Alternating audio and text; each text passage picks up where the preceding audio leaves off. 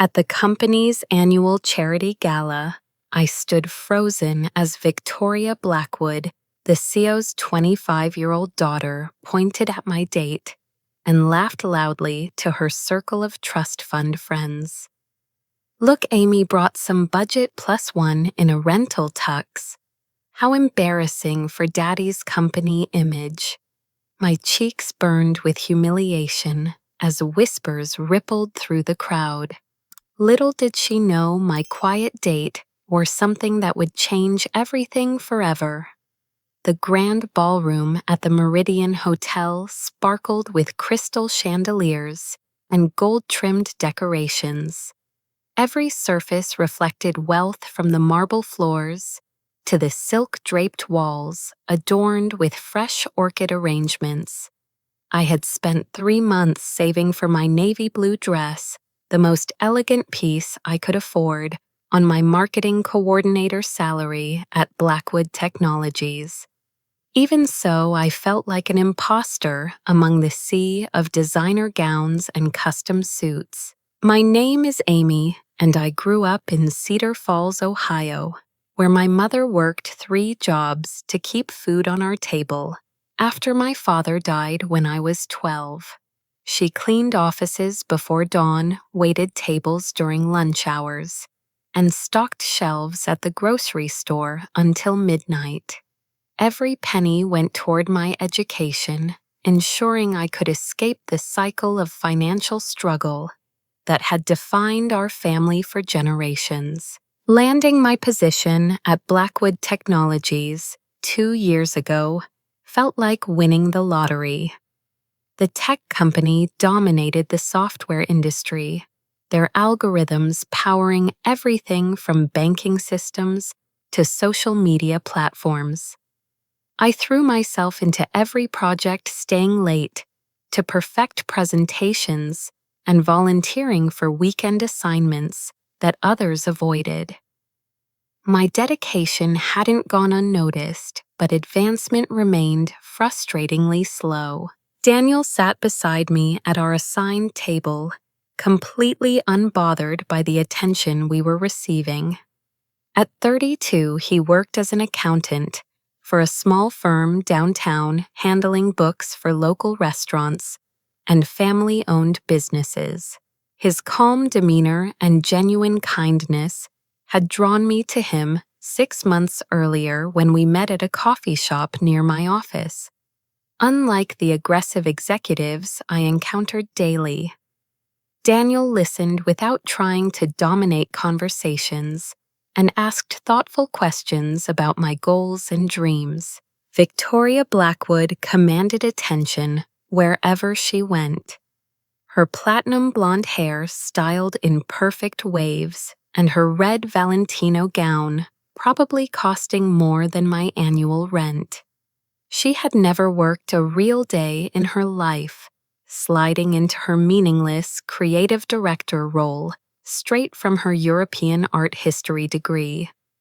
Her contributions to company projects consisted mainly of aesthetic suggestions that the real designers politely ignored. "Everyone gather around," Victoria announced, her voice cutting through the gentle classical music.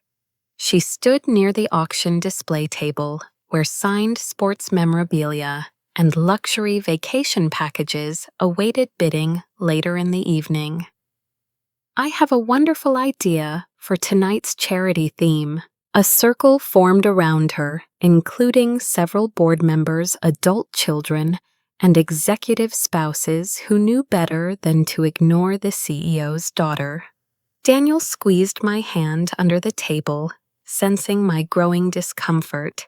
"We should start a special fund," Victoria continued, her eyes gleaming with malicious delight. "Something for underprivileged employees who can't afford proper formal wear. Look at poor Amy's date, trying so hard to fit in with his rental tuxedo and borrowed accessories." Nervous laughter rippled through the group. I watched the faces around us, seeing a mixture of embarrassment and fascination. These people lived for drama, especially when it didn't involve them directly. Perhaps we could call it the Dress Code Assistance Program, suggested Madison Hartley, whose father served as chief financial officer. Her emerald earrings caught the light as she tilted her head thoughtfully. Make sure everyone can maintain appropriate company image standards. My face burned with shame and anger. These people treated us like zoo animal specimens, to examine and mock for their entertainment. The worst part was knowing that speaking up would only make things worse. Challenging Victoria publicly could cost me my job, and I couldn't afford to lose the steady income I desperately needed. Daniel seems like such a sweet guy, Victoria said, her tone dripping with false sympathy. I'm sure he's doing his best with limited resources. Maybe he could share where he found such an interesting vintage watch. It looks like something from a pawn shop estate sale. Daniel's jaw tightened, the first sign of irritation I had seen from him all evening. He had mentioned that the pocket watch belonged to his late mother, one of the few possessions she had left him. The cruel comment struck deeper than Victoria realized. Actually, Daniel said quietly, his voice steady despite the circumstances, this watch has been in my family for many years. My mother treasured it before she passed away 5 years ago. Victoria's expression flickered with momentary uncertainty before her confident smile returned. Oh, how touching. A family heirloom from the bargain bin. Well, at least you're keeping her memory alive in your own special way. The group's laughter felt like daggers. I wanted to defend Daniel, to tell these entitled brats exactly what I thought of their cruelty. But my professional survival instincts held me back. Daniel remained calm, though I could see the hurt in his eyes. You know what would be fun? Victoria clapped her hands together. Let's make this interactive. Daniel, why don't you show everyone your special timepiece? I'm sure they'd love to see what passes for fine jewelry in certain social circles. The request hung in the air like a challenge. Refusing would appear defensive and validate her mockery, but complying would subject Daniel to further humiliation. I felt trapped between rage and helplessness, watching the woman who had never faced a moment of genuine hardship in her privileged life torment someone whose mother had struggled to give him every opportunity.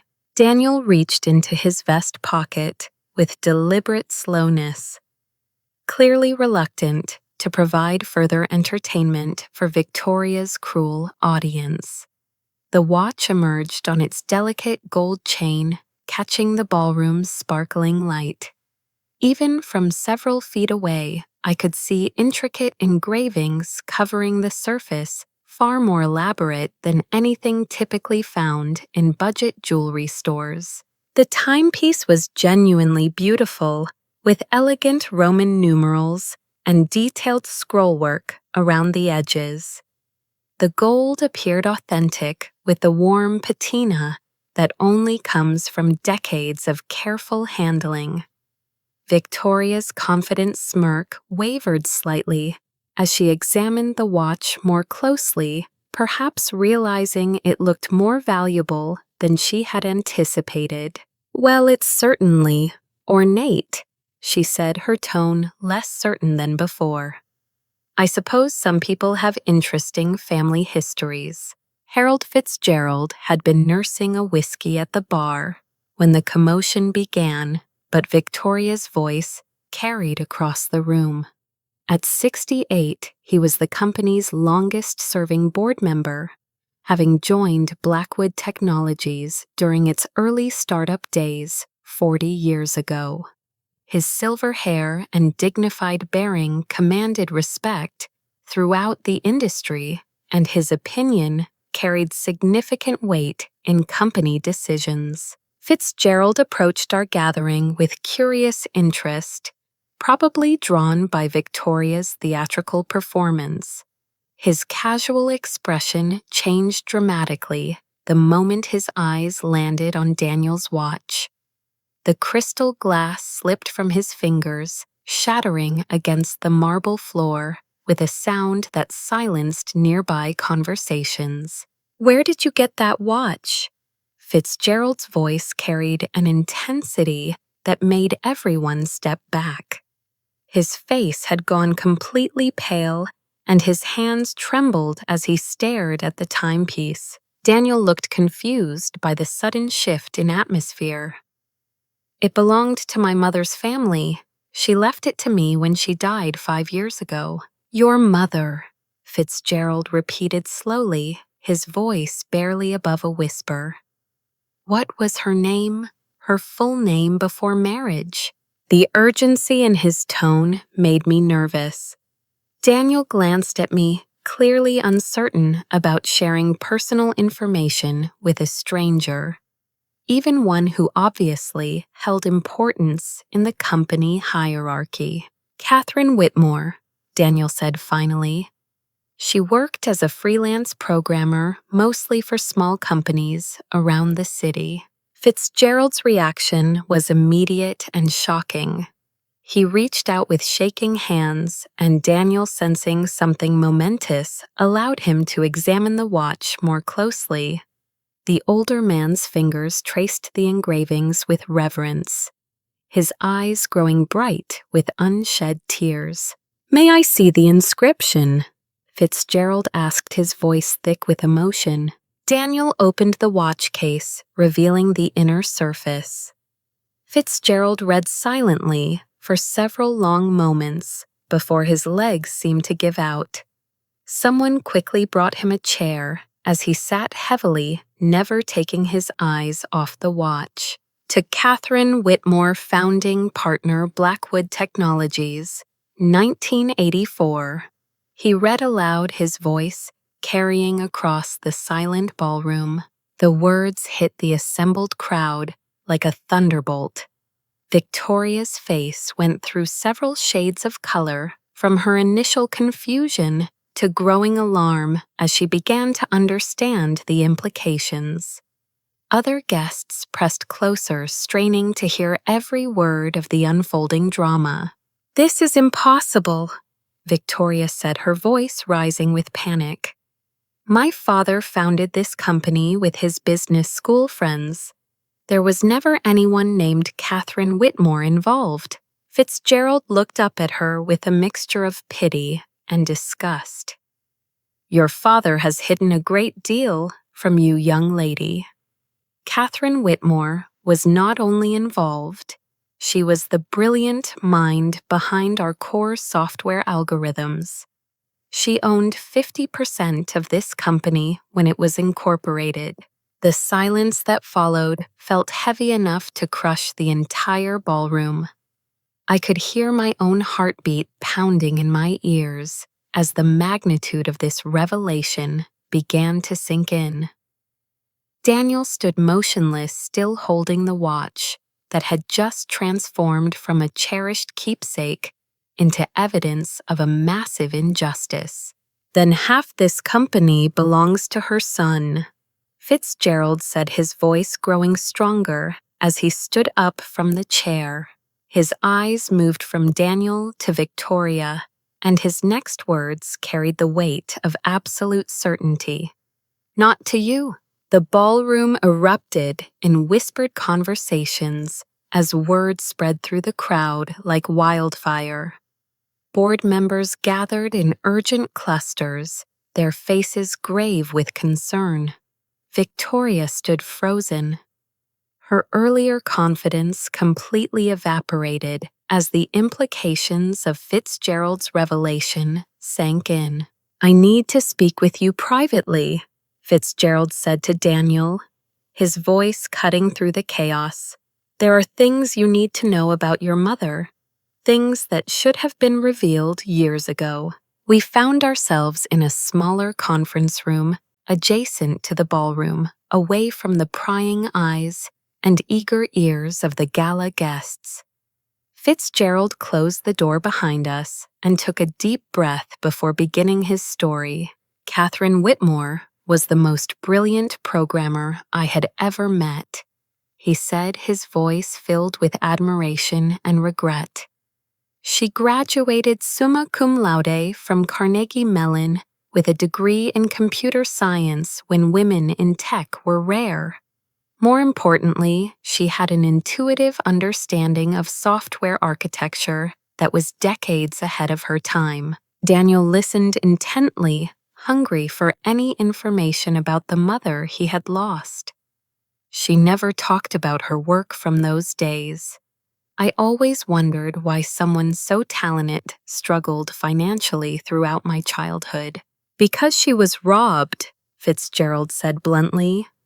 Catherine co-founded this company with William Blackwood and James Morrison in 1982.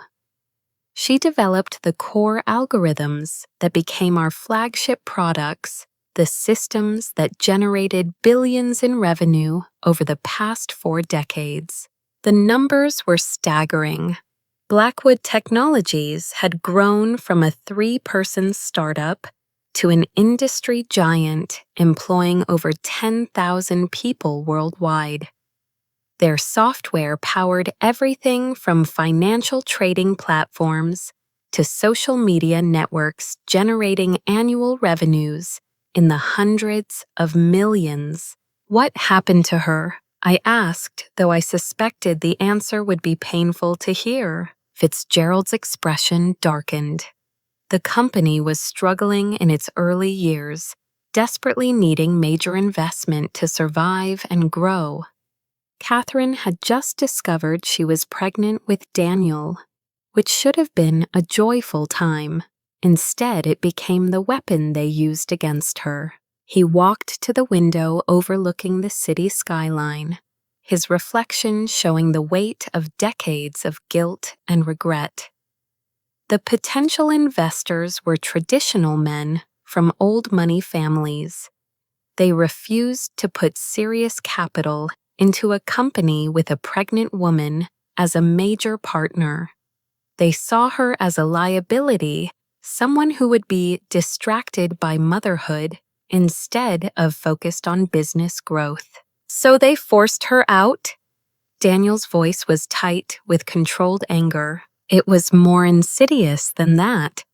William convinced Catherine to temporarily transfer her shares to him, supposedly just until after the investment closed and her situation stabilized.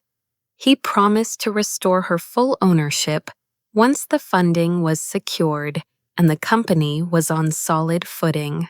The betrayal cut deep, even hearing it secondhand decades later. I thought about my own mother's sacrifices, how she had given up her dreams to ensure my survival and success. The parallel was heartbreaking. Catherine trusted him, Fitzgerald continued. They had been friends since college partners in building something revolutionary. She believed his promises and signed the documents transferring her shares, thinking it was a temporary necessity to secure the company's future. But he never gave them back. I said, the pattern becoming clear. Worse than that. Once the investment closed and the company stabilized, William had the paperwork altered to make Catherine's share transfer appear permanent. He forged documents claiming she had voluntarily sold her stake and used his family's legal connections to make it all appear legitimate. Daniel's hands clenched into fists. She found out about the fraud. Eventually, yes. Catherine discovered what had happened when she tried to exercise what she thought were her temporary voting rights during a major company decision. That's when William revealed that she had no rights anymore, no ownership, no stake in the company she had helped create. The betrayal was devastating enough, but the timing made it even more cruel. Catherine had just given birth to Daniel, making her vulnerable and financially dependent. Fighting a legal battle against William's family resources while caring for an infant was nearly impossible. She threatened to expose everything, Fitzgerald said.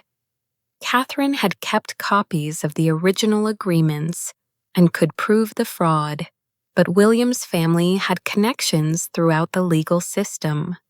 Powerful friends who could make her life very difficult. They intimidated her, I said, understanding the impossible position Catherine had faced. They gave her a choice. Pursue a years-long legal battle that would drain her resources and consume her energy while trying to raise her son alone, or walk away quietly and ensure Daniel had a stable childhood.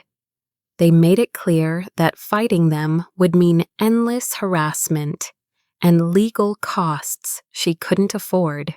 The cruelty was breathtaking.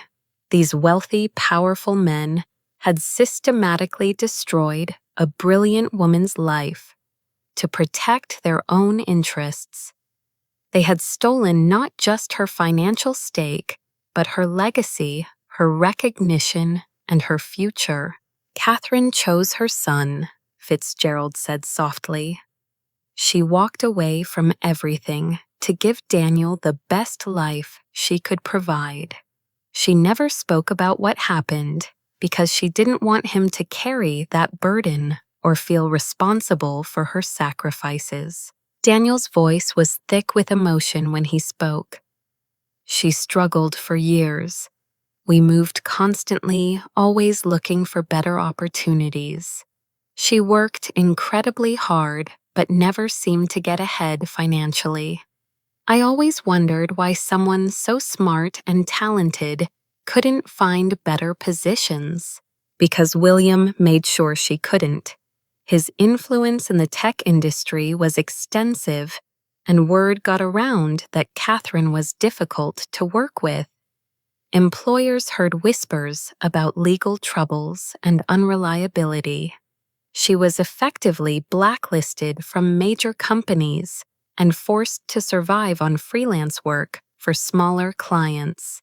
The systematic destruction of Catherine's career was a calculated campaign to ensure she could never rebuild her life or challenge their theft.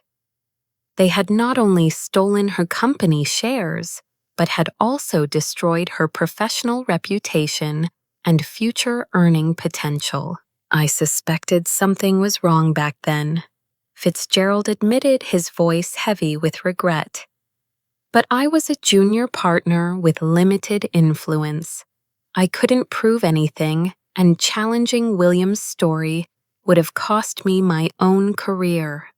I chose self-preservation over justice, and I've regretted it every day since. The room fell silent as we absorbed the full scope of the injustice. 40 years of lies and cover-ups were unraveling because of a vintage watch that Victoria had mocked as worthless. The irony was almost too perfect to believe. The worst part is knowing how different everything could have been, Fitzgerald said. Catherine's innovations drove our early success. With her continued involvement, we might have achieved even greater breakthroughs. Instead, we lost her genius, and she lost everything she had earned through her talent and hard work. Daniel looked at the watch in his hands, seeing it now not just as a memento of his mother's love, but as evidence of a massive fraud that had shaped his entire life. The timing was crucial because the statute of limitations might have expired on some aspects of the case, but corporate fraud involving forged documents could extend those deadlines significantly. What happens now? I asked, though I suspected our lives were about to change dramatically. Fitzgerald's expression hardened with determination. Now we correct a 40-year-old injustice. Your mother's shares have been earning dividends and appreciating in value all this time. With interest and proper valuation, Daniel owns roughly half of one of the most successful tech companies in America. The magnitude of this revelation was staggering. We had walked into the gala as a struggling marketing coordinator and a small firm accountant. We were about to leave as major stakeholders in a billion-dollar corporation if Fitzgerald's claims could be proven in court. But first, Fitzgerald said grimly, we need to confront William Blackwood and see how he responds when his 40-year-old lies finally catch up with him. Word of the dramatic discovery had already reached CEO William Blackwood by the time we returned to the ballroom. The 70-year-old executive stood near the auction tables, his usually commanding presence diminished by the concerned board members surrounding him. His face had gone ashen, and his hands shook visibly as he spoke in hushed tones with the company's head legal counsel. Victoria rushed to her father's side the moment she saw us approaching, her earlier cruelty replaced by panic. Daddy, tell them this is all nonsense. Tell them there was never any Catherine Whitmore involved in founding our company. William's eyes locked onto the pocket watch in Daniel's hands, and I watched decades of carefully constructed lies crumble behind his expression. He looked like a man who had been caught in an elaborate deception and knew his time was up. We need to discuss this privately, William said, his voice barely controlled. Harold, bring them to my office. We'll sort this out away from the crowd. The executive floor was eerily quiet as we rode the elevator up from the ballroom. William's corner office occupied prime real estate, with floor-to-ceiling windows overlooking the city skyline. Awards and accolades lined the walls celebrating 4 decades of business success, built on someone else's stolen foundation. I'll need our attorneys present for this conversation, William said, reaching for his phone. Actually, you might want to hear what Daniel has to say first, Fitzgerald interrupted, before you commit to any particular version of events on record. Daniel had been quiet during our journey upstairs, processing the overwhelming revelations about his mother's stolen legacy. Now he reached into his jacket pocket and withdrew a manila envelope that I hadn't noticed him carrying. After my mother died, I spent weeks going through her personal belongings, Daniel said. She didn't have much, but she kept this box of papers that I never really understood. Legal documents, incorporation papers, correspondence. I brought some of them tonight because the watch reminded me of how much they meant to her. William's face went completely white as Daniel spread the documents across the conference table. I could see official letterhead signatures and corporate seals that looked authentic even to my untrained eye. These weren't copies or reproductions, but original documents that Catherine had carefully preserved for 40 years. These show that Catherine Whitmore owned 50% of Whitmore Blackwood Morrison Technologies when it was incorporated in 1982, Daniel said, pointing to the relevant sections. Her signature is on every major agreement and decision document. Fitzgerald examined the papers with growing excitement. William, these directly contradict the company records we've been using for 4 decades. According to these documents, Catherine never permanently sold her shares. She only agreed to temporary transfer while seeking investment funding. The room fell silent, except for the sound of William's labored breathing. Victoria stood behind her father's chair, her hands gripping the leather, as if it were the only thing keeping her upright. The empire they had built their entire lives around was collapsing with each document Daniel revealed.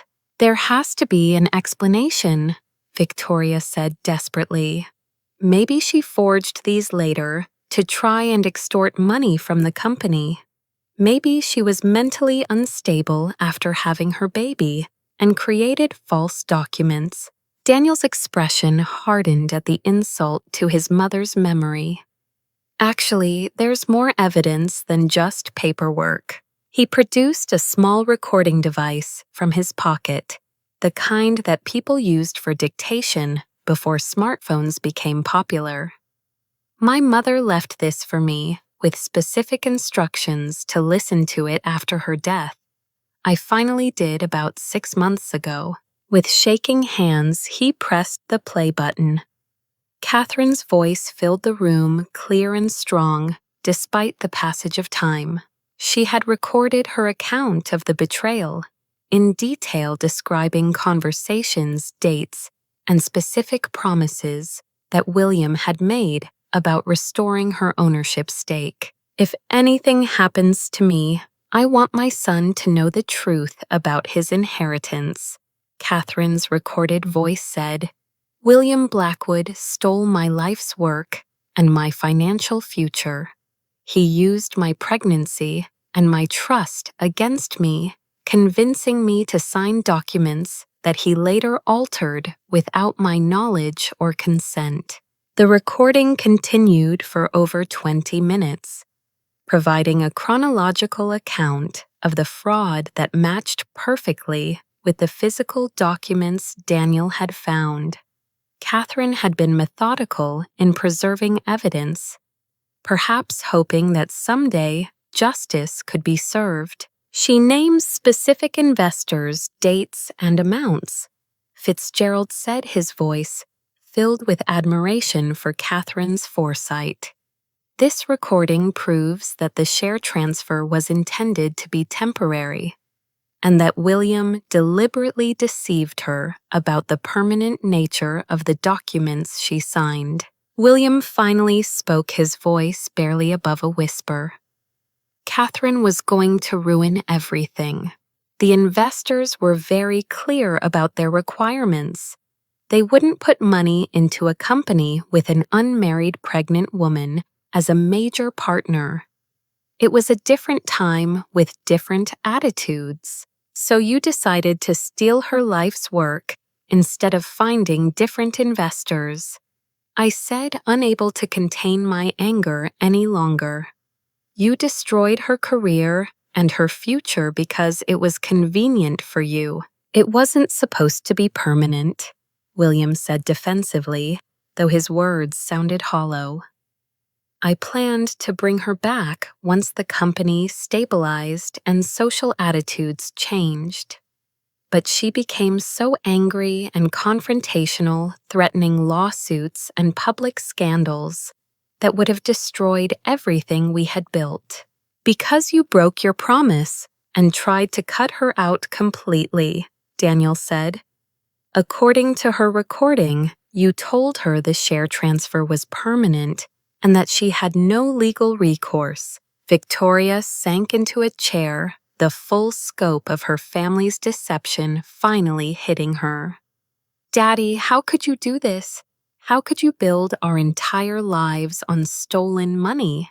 I built a successful company that employs thousands of people and generates millions in tax revenue." William said, his voice growing stronger as he tried to justify his actions. "Catherine's contributions were important in the early days, but I developed the business strategy and leadership that created lasting success. Using algorithms and innovations that she created," Fitzgerald pointed out. "The core technology that drives our most profitable products came from Catherine's mind. You've been profiting from her stolen intellectual property for 40 years. The legal implications were staggering. Not only had William defrauded Catherine of her ownership stake, but he had also built an empire on her stolen innovations. Patent laws, corporate fraud statutes, and securities regulations had all potentially been violated in ways that could expose the company to massive liability. "What do you want?" William asked Daniel, his tone shifting from defensive to calculating. "Money, a position in the company, stock options. We can work something out that benefits everyone involved." Daniel looked at his mother's documents scattered across the table, then at the watch that had started this entire revelation. "I want justice for my mother. I want her name restored to the company she helped create, and I want the ownership stake that should have been mine by inheritance." The stakes couldn't have been higher. Daniel was essentially claiming roughly half of a billion-dollar company based on evidence that appeared to support his case completely. The legal battle would be expensive and lengthy, but the documents and recording provided a compelling foundation for his claims. "This will destroy the company," Victoria said, tears streaming down her face. "The legal costs, the scandal, the questions about our corporate governance. Our stock price will collapse. Investors will flee.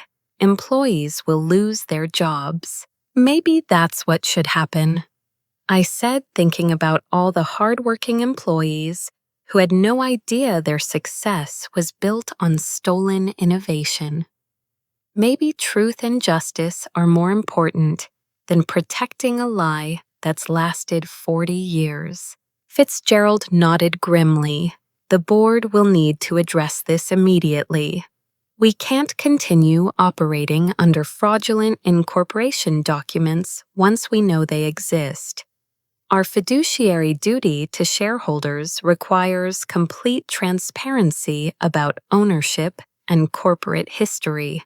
The weight of 4 decades of deception was about to crash down on the Blackwood family empire, and everyone in the room knew it.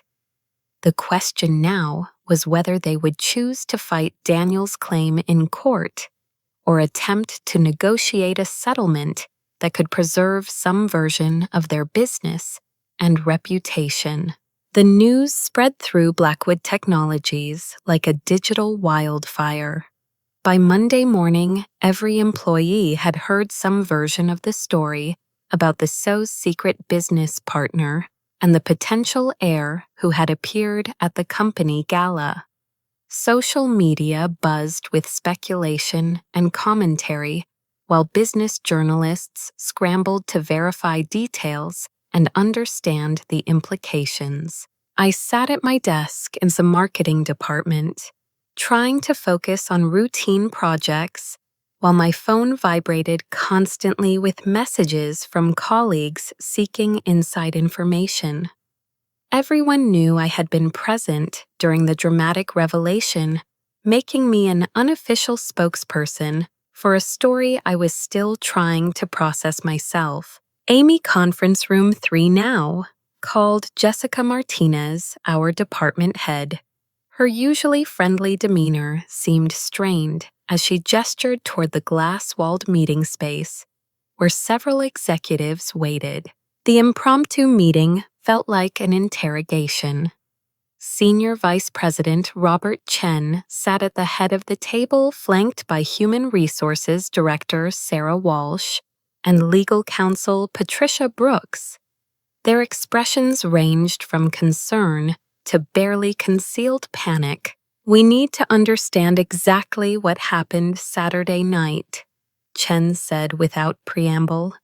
"The board is demanding a full report, and your first-hand account is critical for our response strategy." I recounted the events as accurately as possible, from Victoria's initial mockery to the revelation about Catherine Whitmore's true role in the company's founding. The executives took careful notes, occasionally interrupting to ask for clarification about specific documents or statements. "Have you spoken with any reporters about this situation?" Walsh asked, her tone suggesting that the wrong answer could have serious consequences for my employment. "No, I haven't," I replied honestly, "but I'm not sure I would be legally prohibited from doing so if asked." This seems like a matter of public interest given the company's size and prominence. Brooks leaned forward, her legal training evident in her careful choice of words. "We're asking all employees to refrain from public comment while this matter is being investigated. The situation involves complex legal questions that could be seriously complicated by incomplete or inaccurate information being reported in the media." The request felt reasonable on its surface, but I sensed an underlying threat. They were worried about narrative control, knowing that public opinion could significantly influence how this scandal affected the company's reputation and stock price. Meanwhile, Daniel was experiencing his own challenges with the sudden attention. Reporters had tracked down his address and workplace seeking interviews and photographs. His small accounting firm was overwhelmed by media requests, forcing him to take temporary leave while the situation developed. "It's surreal," he told me during a phone call that evening. "Yesterday, I was a regular guy trying to make a living. Today, I'm potentially the co-owner of a major corporation. I keep expecting someone to tell me it's all a mistake. The legal machinery was already in motion." Daniel had retained Catherine Sullivan, a prominent attorney specializing in corporate fraud and shareholder rights. Sullivan's preliminary review of the evidence had been encouraging, suggesting that Daniel's claim had strong legal merit despite the decades that had passed. "The statute of limitations is complex in cases involving ongoing fraud," Sullivan had explained during their initial consultation. "When a company continues to benefit from stolen assets and concealed ownership, the clock doesn't necessarily start running until the fraud is discovered. Your mother's documentation and recording provide compelling evidence that the deception was intentional and systematic." Victoria had disappeared from the office entirely reportedly, staying at her family's estate in the Hamptons while attorneys managed the crisis. Her absence was notable because she had never missed more than a few days of work in her entire career, treating her creative director role more as social networking than actual employment. The employee response surprised everyone. Rather than rally around the founding family, most workers seemed energized by the possibility that justice might finally be served. Many had experienced Victoria's entitled behavior firsthand and felt no sympathy for her predicament. "She had this coming," confided Mark Anderson from the IT department during a coffee break conversation. "Do you know she once made me work all weekend to redesign the company website because she didn't like the font choices. Then she took credit for the final version at the next board meeting." Similar stories circulated throughout the building. Victoria's pattern of taking credit for others' work, demanding unreasonable changes to established projects, and treating support staff poorly had created widespread resentment. Her downfall felt like vindication for years of accumulated frustrations. The financial markets were less forgiving. Blackwood Technologies' stock had dropped 12% since Monday's opening bell as investors grappled with uncertainty about ownership structure and potential legal liabilities. Analysts struggled to quantify the possible impact of Daniel's claim, given the unprecedented nature of the situation. This could be a complete reorganization of one of the industry's most established companies, noted financial commentator David Park during a television interview.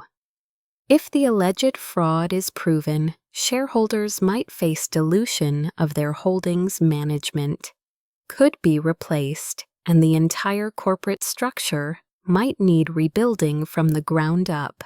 The board of directors called an emergency meeting for Thursday, with plans to address the crisis and determine next steps.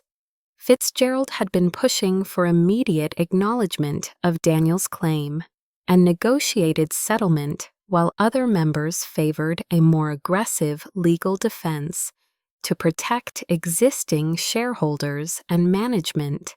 Tuesday afternoon brought another dramatic development. Victoria returned to the office unannounced, marching directly to the company archives in the basement level. Security cameras captured her frantically searching through historical documents, removing boxes and files that dated back to the company's founding period. "She's trying to destroy evidence," Building Security Chief Tom Reynolds told me when I encountered him near the elevator bank. "I've been instructed to preserve everything and prevent any documents from leaving the building. But she's the CEO's daughter. My authority only goes so far." The archive incident proved to be Victoria's final mistake. By attempting to tamper with potential evidence in an active legal investigation, she had potentially committed obstruction of justice and criminal tampering. The optics were terrible, suggesting consciousness of guilt and desperate attempts to hide damaging information. Within hours, Sullivan had filed a temporary restraining order preventing any further document destruction and requesting that all relevant materials be preserved under court supervision. The judge granted the request immediately, recognizing the potential for irreparable harm if evidence was systematically destroyed. "This significantly strengthens our position," Sullivan explained during an evening conference call with Daniel and me. "The attempted destruction of evidence suggests that Victoria knows these documents would support your claim. No innocent party tries to hide information that would vindicate them." Thursday's board meeting lasted 8 hours as directors grappled with the most serious crisis in the company's history. Fitzgerald presented a detailed timeline of events and his recollections of Catherine's original involvement, while company lawyers outlined potential defenses and settlement scenarios. The final vote was closer than expected but decisive. The board authorized negotiations for a potential settlement, with Daniel acknowledging that fighting his claim in court posed unacceptable risks to the company's stability and reputation. The decision represented a stunning victory for justice over institutional power. "We're going to make this right," board chairwoman Elizabeth Harper announced in a carefully worded press release. Catherine Whitmore was a visionary technologist whose contributions to our company's founding have been inadequately recognized.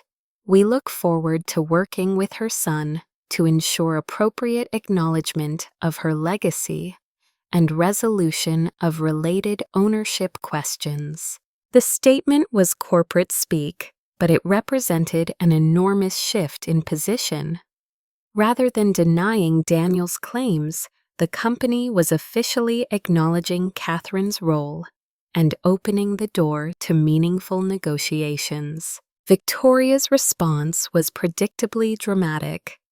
She issued her own statement through a public relations firm, claiming that her family was being victimized by opportunistic lawyers and a fraudulent scheme designed to extract money from the company her father had built. This attack on my family's legacy is based on forged documents and fabricated recordings, she declared in a television interview that aired Friday evening. My father built this company through decades of hard work and innovation. We will not allow his reputation to be destroyed by false accusations and manufactured evidence. The interview backfired spectacularly. Victoria's obvious desperation and defensive tone made her appear guilty rather than wronged. More importantly, her claims about forged evidence could be easily disproven through forensic analysis, setting up another legal liability for false statements made during litigation. By the end of the week, the power dynamics at Blackwood Technologies had shifted dramatically. Daniel had emerged as a serious claimant, with strong evidence and growing public support, while Victoria had isolated herself through her increasingly erratic behavior and apparent attempts to obstruct justice. The stage was set for a final confrontation that would determine not just the fate of the company, but the ultimate vindication of Catherine Whitmore's stolen legacy. Justice had been delayed for 40 years, but it was finally within reach. Victoria's desperation reached new heights as she hired private investigator Marcus Webb to dig up dirt on Daniel's background. Webb was known for his aggressive tactics and willingness to bend ethical rules for wealthy clients, willing to pay premium fees. His assignment was simple: find anything that could discredit Daniel's identity or undermine his mother's credibility. The investigation lasted 2 weeks and cost Victoria nearly $50,000 of her personal trust fund money. Webb conducted interviews with Daniel's former colleagues, neighbors, and acquaintances, searching for evidence of fraud, financial desperation, or character flaws that could be exploited in court. The plan backfired spectacularly. Instead of finding damaging information, Webb's investigation confirmed Daniel's identity beyond any possible doubt and revealed additional evidence supporting his claim. Former neighbors remembered Catherine Whitmore as a brilliant but struggling single mother who worked constantly to provide for her son. Colleagues described her technical skills in glowing terms and expressed confusion about why someone so talented had never achieved greater professional success. More damaging to Victoria's position, Webb discovered that Catherine had confided in several people about her stolen business partnership over the years. A former landlord named Helen Rodriguez remembered Catherine mentioning that she had helped found a major tech company but had been cheated out of her share by unscrupulous partners. She was bitter about it, but not in a crazy way, Rodriguez told Webb during his interview. She said she had documentation proving what happened, but that fighting rich lawyers would cost more money than she could ever afford. She was focused on raising her son and didn't want to burden him with her problems. Webb's report included character references that painted Daniel as honest, hardworking, and modest about his accomplishments. His financial records showed a pattern of responsible money management and charitable giving despite his limited income. There were no red flags, no suspicious activities, and no evidence suggesting he was capable of orchestrating an elaborate fraud. Most importantly, the investigation led to the discovery of additional witnesses who could corroborate Catherine's account. James Morrison, the third original partner in the company's founding, had moved to Oregon after selling his stake in the early 1990s. Webb tracked him down and conducted an interview that proved devastating to Victoria's case. "Catherine was the smartest person I ever worked with," Morrison told Webb. "She developed the core algorithms that made our early software revolutionary. William promised her that the ownership transfer was temporary just to satisfy the investors who had outdated attitudes about women in business. When he refused to honor that promise, it broke her heart and destroyed her faith in the partnership." Morrison's testimony was crucial because he had been present during key conversations and decisions. His account matched Catherine's recorded statements, perfectly providing independent corroboration of the fraud that had destroyed her life. When Victoria received Webb's final report, her reaction was predictably volatile. She fired the investigator and threatened legal action if he shared his findings with anyone else. Her attempts to suppress the information only made the situation worse, as Webb had already compiled his evidence according to professional standards and could not ethically conceal material facts in an ongoing legal investigation. The attempted cover-up became public knowledge when Sullivan subpoenaed Webb's complete file as part of Daniel's legal action. The investigator was professionally obligated to provide all materials, including recordings of interviews and documentation that further supported Daniel's claim. "This is extraordinary," Sullivan told us during a strategy meeting. "Victoria essentially paid $50,000 to gather evidence that proves your case. Her own private investigator has provided testimony and documentation that confirms every aspect of your mother's story." The discovery of Morrison's testimony prompted the board to accelerate settlement negotiations. Having a third witness who could independently verify Catherine's account eliminated any remaining doubt about the validity of Daniel's claim. The company's legal exposure was becoming clearer and more serious with each piece of evidence that emerged. Meanwhile, Victoria's behavior was becoming increasingly erratic and self-destructive.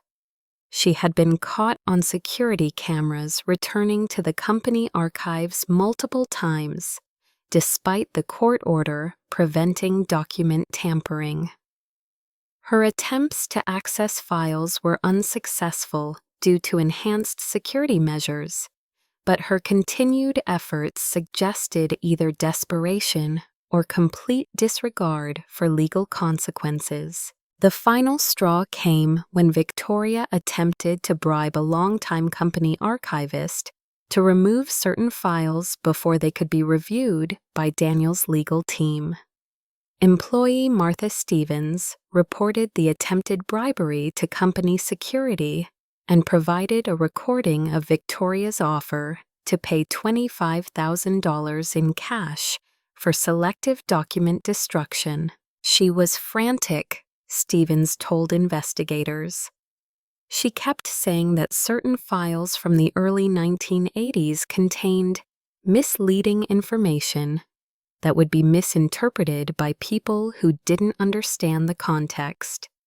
She offered me enough money to pay off my mortgage if I would just make some boxes disappear."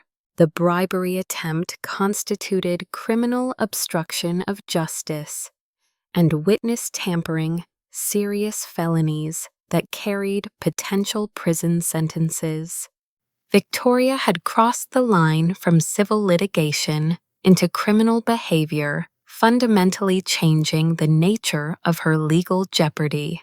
District Attorney Michael Foster announced criminal charges against Victoria on a Tuesday morning, citing overwhelming evidence of her attempts to obstruct justice and tamper with witnesses in an ongoing civil investigation. The charges carried a maximum sentence of 5 years in prison and effectively destroyed any remaining credibility she might have had. The evidence shows a systematic pattern of illegal behavior designed to prevent the discovery of truth in a legitimate legal proceeding, Foster said during a press conference. No one is above the law, regardless of their family background or financial resources. Victoria's arrest was covered extensively by local and national media, transforming the corporate dispute into a criminal justice story with broader public appeal. The image of the privileged heiress being led away in handcuffs became a symbol of accountability, finally reaching the wealthy elite who had operated with impunity for too long. Public opinion had shifted decisively in Daniel's favor. Social media buzzed with support for the son seeking justice for his mother's stolen legacy, while Victoria was widely seen as a spoiled rich woman trying to preserve unearned privilege through illegal means. The criminal charges also had serious implications for the civil case. Victoria's actions demonstrated consciousness of guilt and suggested that she knew Daniel's claims were valid. Her attempts to destroy evidence and bribe witnesses indicated that she believed the truthful documentation would support his position.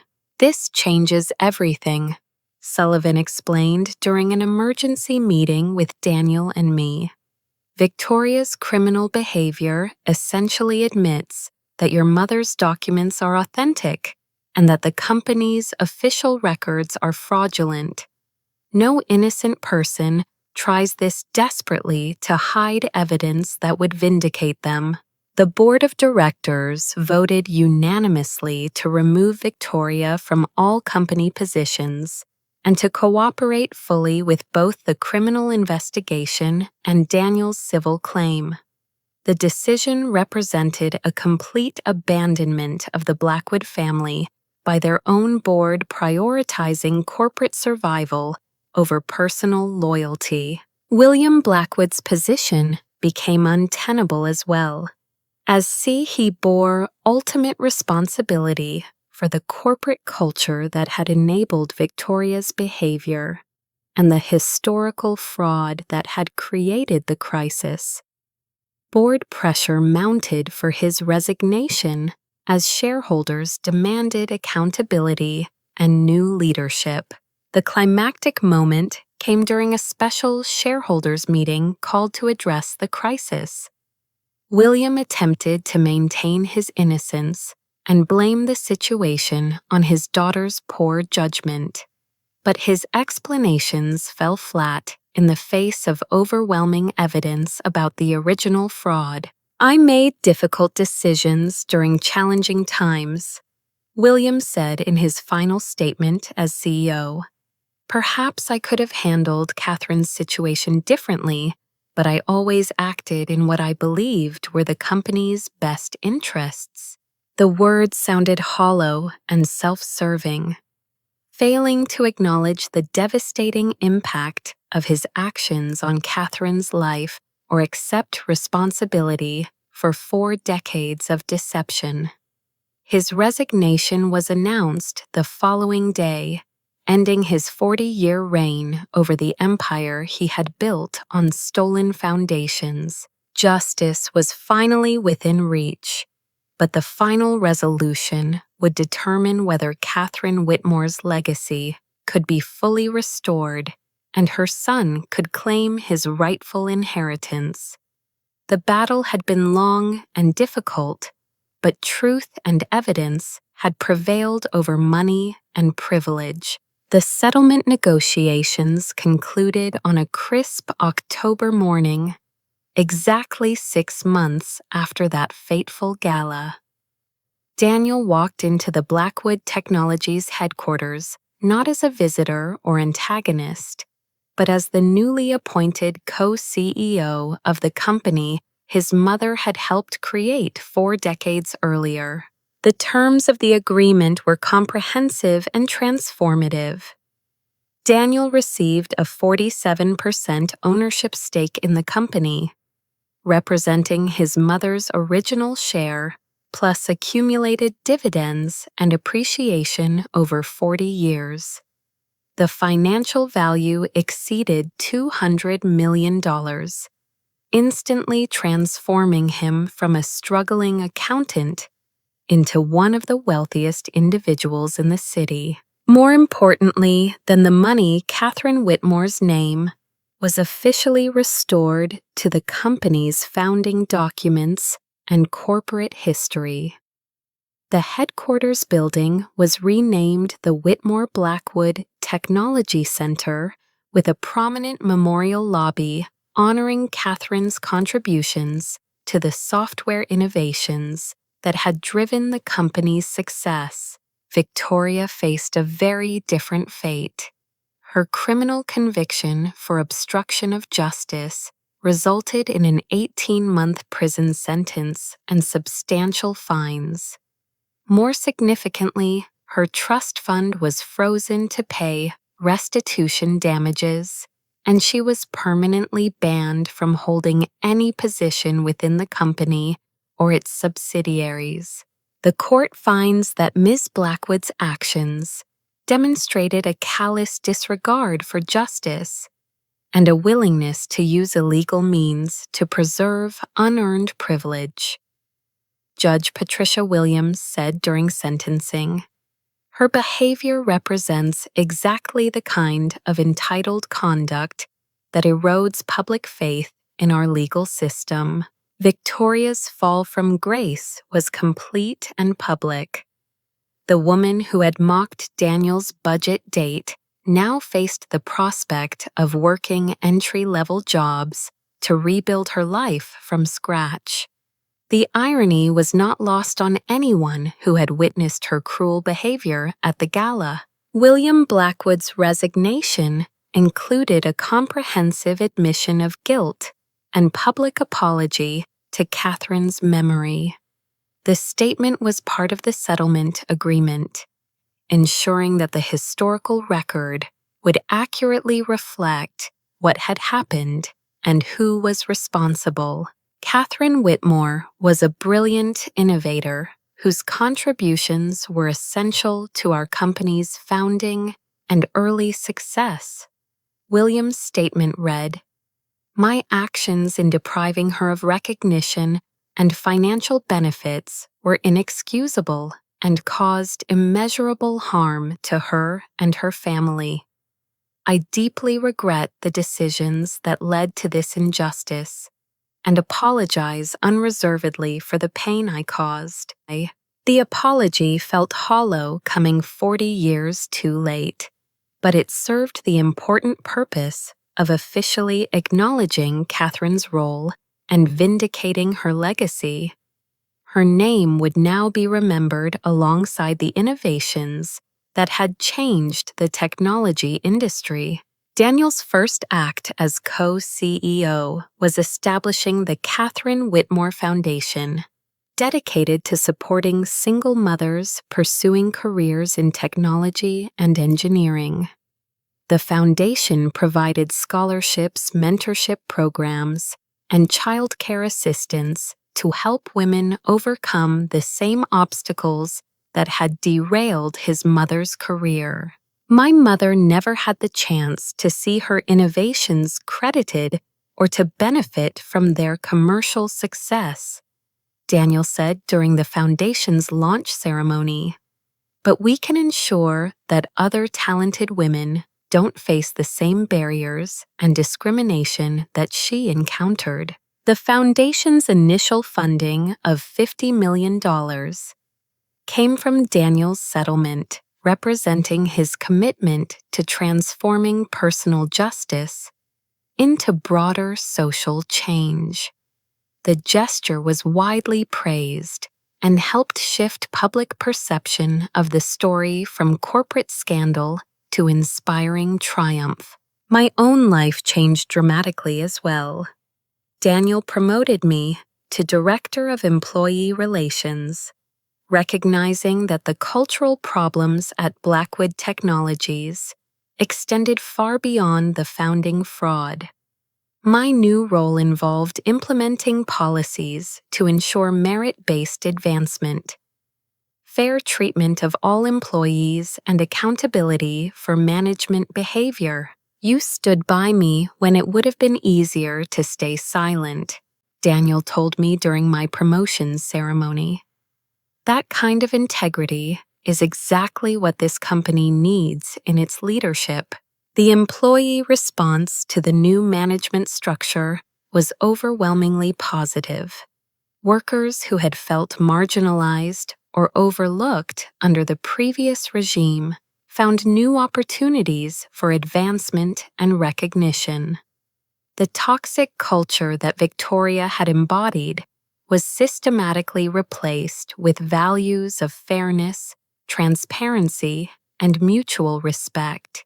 Company performance improved dramatically under the new leadership. With Daniel's accounting background and commitment to financial integrity, operational efficiency increased while employee satisfaction reached record levels. The stock price not only recovered from its initial decline, but surged to new highs as investors gained confidence in the reformed management structure. The transformation wasn't just financial or structural, it was fundamentally moral.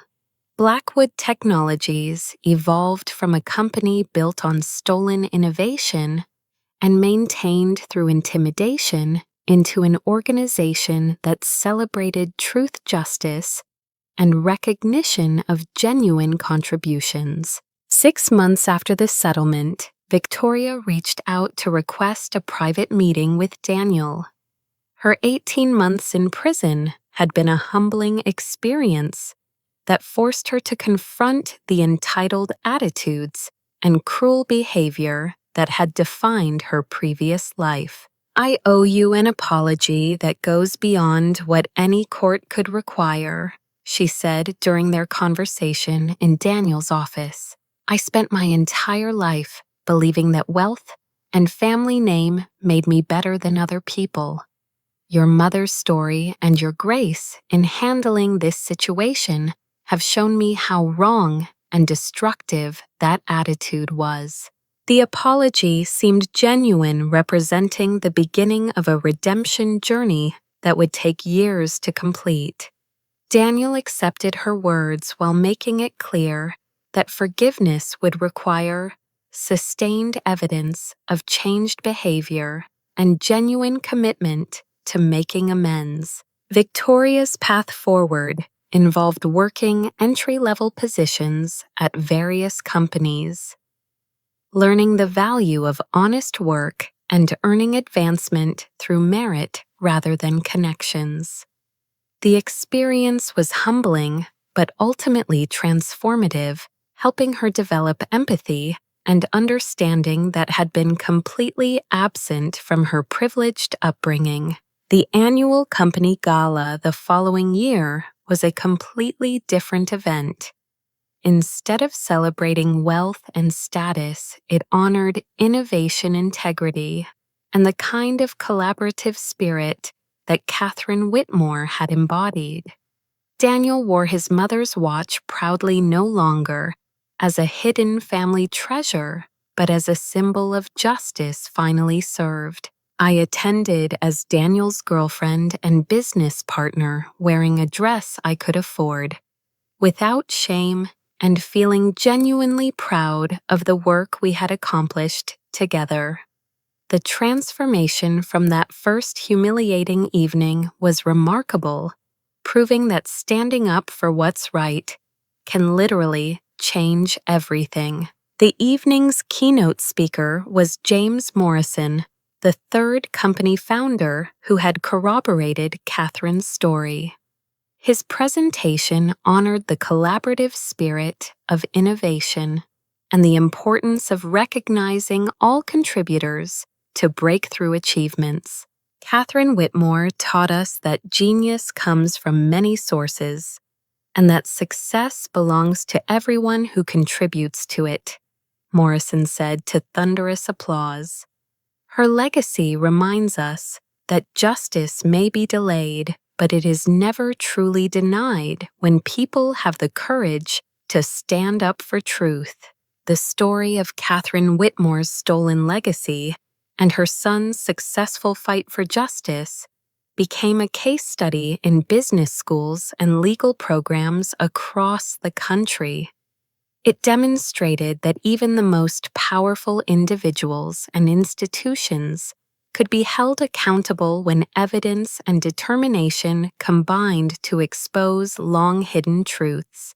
Looking back, I'm amazed at how a cruel comment about a budget date set in motion events that transformed multiple lives and restored justice after 4 decades.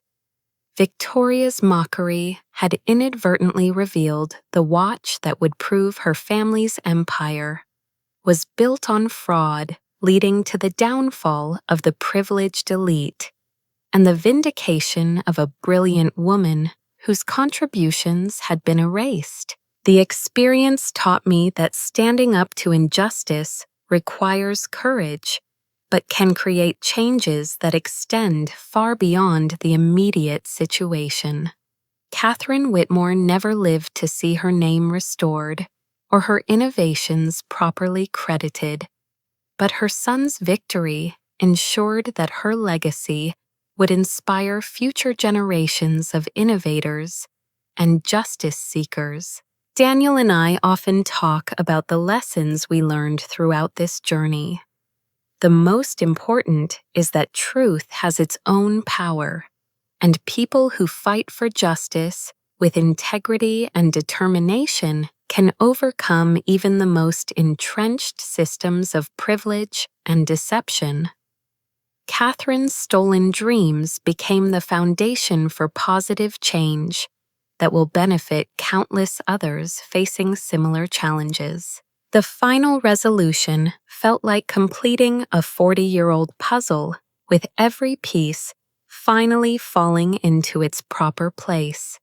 Justice had been delayed, but not denied, and the truth had ultimately proven more powerful than money, influence, or institutional protection. Catherine Whitmore's legacy was restored, her son claimed his rightful inheritance, and a corrupt system was transformed into something worthy of the innovations it had been built upon. Every time I see Daniel check his mother's watch, I'm reminded that some treasures are worth more than their material value. That timepiece represented love sacrificed truth, and ultimately justice served. It proved that even the smallest details can change everything when people have the courage to stand up for what's right and fight for the truth, no matter how long it takes to emerge. What stands out to you most about this story? The power of standing up to injustice, the importance of preserving truth for future generations, or the way small acts of cruelty can sometimes reveal much larger truths. Share your thoughts in the comments below, and don't forget to like this story if it moved you. Subscribe for more stories about justice, courage, and the triumph of truth over deception. Please share this with anyone who needs to hear that fighting for what's right is always worth it, even when the odds seem impossible. Thank you for following along on this journey, and remember that your voice and your courage can make a difference in ways you might never expect.